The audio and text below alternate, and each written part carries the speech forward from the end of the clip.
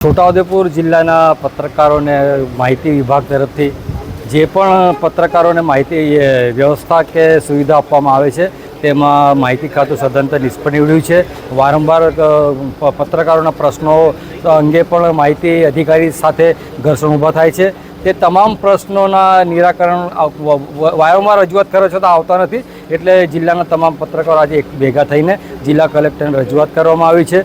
જો 3 દિવસમાં આ તમામ પત્રકારોનું નિરાકરણ ના આવે તો પછી આગળનું કાર્યક્રમ યોગ્ય નક્કી કરવાનું પણ પત્રકાર સંઘે નક્કી કર્યું છે ને જે જરૂર પડે તો મુખ્યમંત્રીશ્રીને પણ રજૂઆત કરવામાં આવશે તેવું આજે નક્કી કરવામાં આવ્યું છે।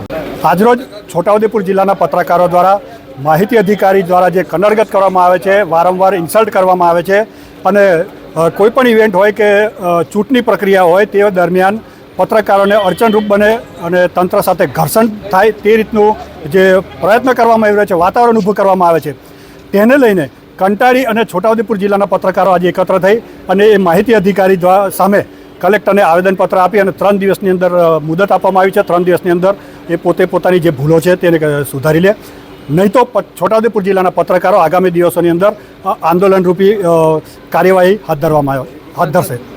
અને આ બાબતે કલેક્ટરને પણ રજૂઆત લેખિતમાં કરી છે, મૌખિક પણ કરી છે। ત્યારે છોટાઉદેપુર જિલ્લાના જે સાંસદ છે, સાંસદને પણ લેખિત રજૂઆત કરી અને કાર્યવાહી માટેની માંગ કરવામાં આવી છે।